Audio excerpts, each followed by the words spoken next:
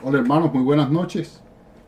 Continuamos relacionándole la serie de antecedentes que nosotros consideramos parte de estos antecedentes que guardan relación con los lineamientos presentados por el gobierno cubano para el próximo Congreso del Partido Comunista de Cuba. El 11 de septiembre del año 2009 fallece el legendario comandante Juan Almeida Bosque, quien más allá de cargos y responsabilidades ostentaba la imagen de uno de los incondicionales y más audaces seguidores del señor Fidel Castro. De tal forma, se fue uno de los principales líderes que apuntalaban la utopía por la cual se jugaron sus vidas en plena juventud. Tras la muerte del comandante Juan Almeida Bosque, queda un hijo rebelde llamado Juan, abogado y detractor del régimen de los Castro, quienes lo mantuvieron secuestrado hasta hace pocas semanas, en que fue autorizado a viajar al extranjero para reunirse con su familia en Miami. Yo les expreso este asunto porque es necesario que muchas personas logren entender cómo los padres de nosotros pueden estar afiliados a la política del gobierno de los Castro. Sin embargo, ya nosotros, por tener otra experiencia, por tener otra manera de pensar, por tener otra visión sobre nuestro propio futuro, estamos planteándonos la solución de nuestro problema, que no nos van a solucionar este gobierno que ha estado por más de 50 años en el poder y que pensamos que no le queda mucho tiempo para poner en funcionamiento una nueva política de trabajo económico o de vida social. Han tenido el tiempo suficiente para hacerlo y no lo han hecho. El día 8 de marzo del 2010 se le comunica al pueblo cubano la destitución del ministro de la Aeronáutica Civil de Cuba, el señor general de división Rogelio Acevedo González, de quien se conoce que fue detenido por autoridades de investigaciones y se destapa uno de los casos de corrupción de mayor dimensión en la historia de la Revolución Cubana, donde más de 150 millones de dólares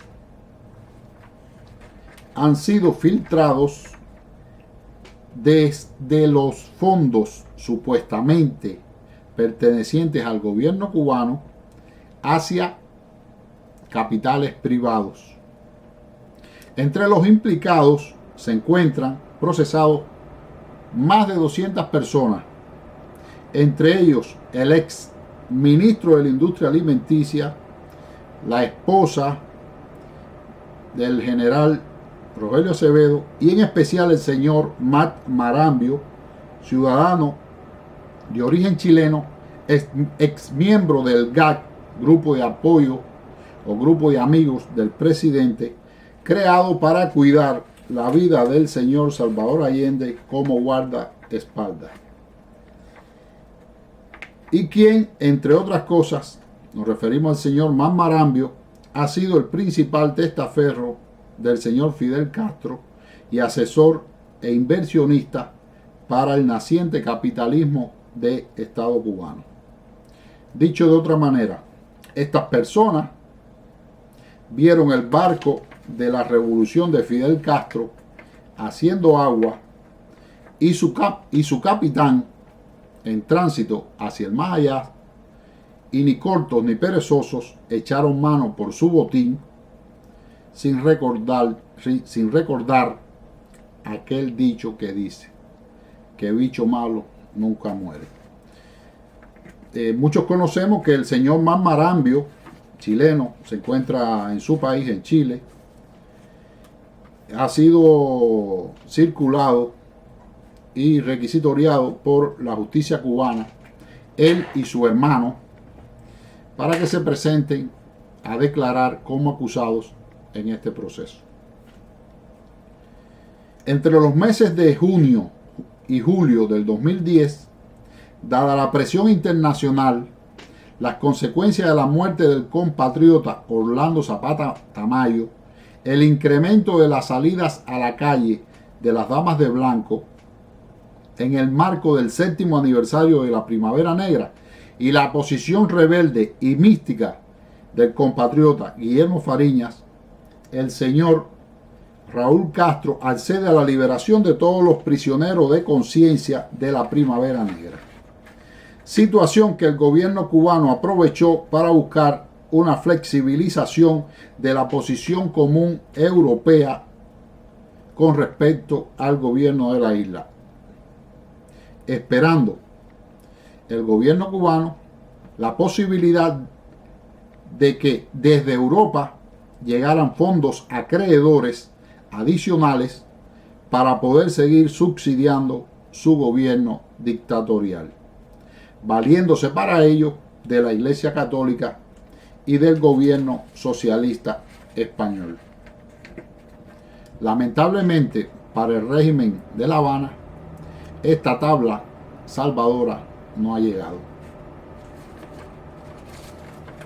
El día 12 de julio del 2010, después de una larga ausencia, reaparece en la televisión cubana el señor Fidel Castro, quien emerge con un mensaje apocalíptico premonizando el fin del mundo a través de una guerra nuclear en la que estarían implicados, primero, Estados Unidos e Israel bombardearían a Irán.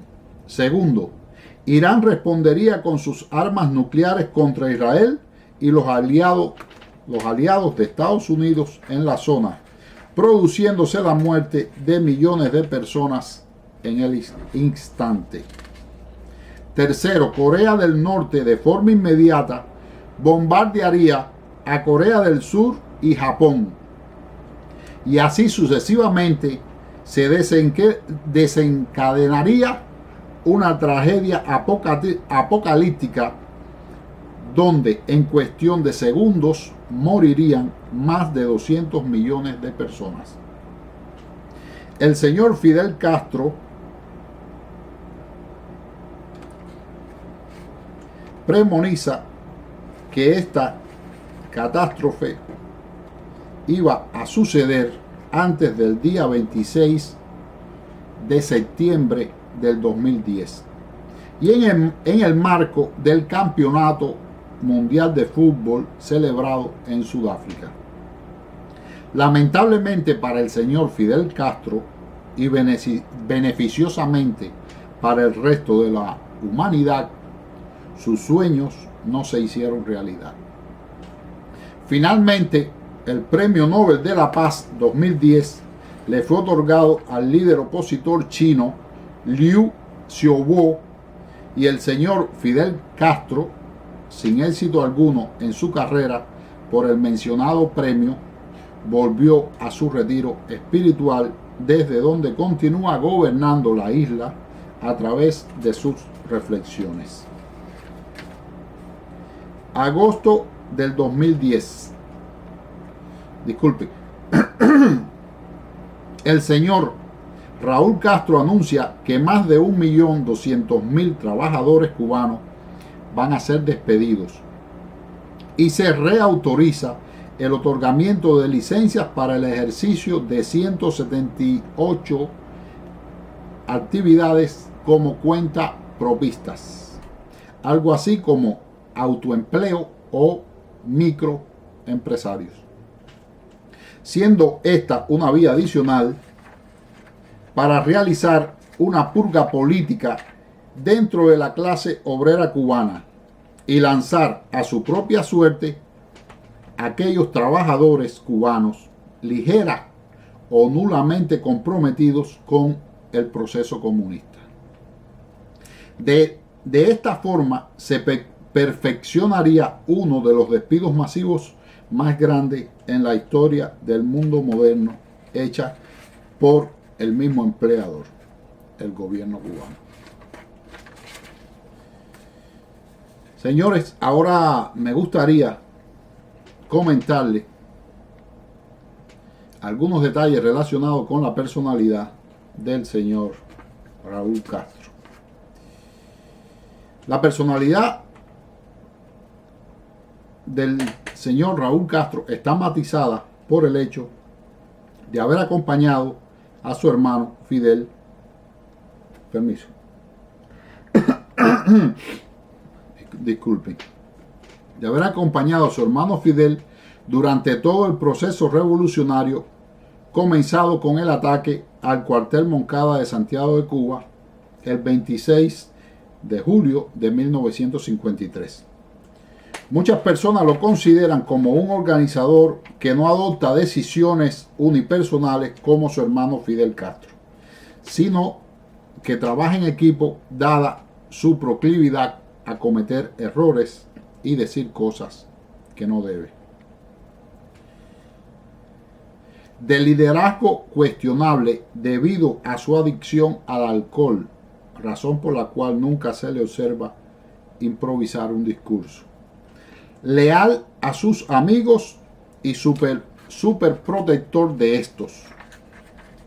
Es además divisionista, sectarista, clasista e implacable con sus enemigos y detractores. Al señor Raúl Castro siempre le ha tocado ejercer la cara oculta de la dirección del gobierno cubano, ejecutando junto al señor José Ramón Machado Ventura la política del gobierno cubano, algo así como los verdugos de las decisiones del señor Fidel Castro. A raíz de los acontecimientos de la causa número 1 de las Fuerzas Armadas Revolucionarias, donde fue encausado el general Arnaldo Ochoa, se ha planteado por personas muy cercanas a Fidel y Raúl Castro que los mismos eran los directores del tráfico de drogas hacia los Estados Unidos y el tráfico de armas hacia Chile, Suramérica y Centroamérica. En ocasión de este proceso se siguió otro contra los altos dirigentes del Ministerio del Interior, comenzando por su exministro, el general José Abrante Fernández. Casi el 95% de los jefes del Ministerio del Interior fueron sustituidos por oficiales de las Fuerzas Armadas Revolucionarias, mientras la mayoría de los altos oficiales del Ministerio del Interior fueron licenciados, algunos de los cuales generales y coroneles fueron degradados. Recuerdo que en el marco de estas destituciones, los oficiales del MININ expresaron su vieja teoría hecha realidad, que al fin Raúl Castro se había salido con las suyas, ocupando finalmente el Ministerio del Interior. Ante lo que Raúl Castro expresó con palabras bien fuertes, que para qué etcétera, etcétera, etcétera, Raúl quiere al Ministerio del Interior. Fue entonces cuando me di cuenta de las viejas rencillas existentes entre el liderazgo del Ministerio del Interior y las Fuerzas Armadas Revolucionarias. Amén. ¿Por qué les hago este comentario, señores? Porque la esencia de este nuevo gobierno y la esencia de estos despidos masivos y la esencia de los lineamientos que se están planteando y la esencia de toda la actividad política futura mientras gobierne Raúl Castro va a estar matizada por una esencia clasista, donde en Cuba va a existir una clase dirigente apoyada por las Fuerzas Armadas y el Ministerio del Interior, que se encuentran bajo las órdenes de Raúl Castro directamente durante muchos años, Y de otra parte vamos a estar todo el pueblo, los trabajadores pobres, que vamos a depender de este empleador que nos va a permitir en cierta medida desarrollar la vida dentro del marco de una dictadura militar. Vamos a cortar ahora y vamos a continuar ya entrando en materia con los lineamientos al sexto Congreso del partido. Muchas gracias.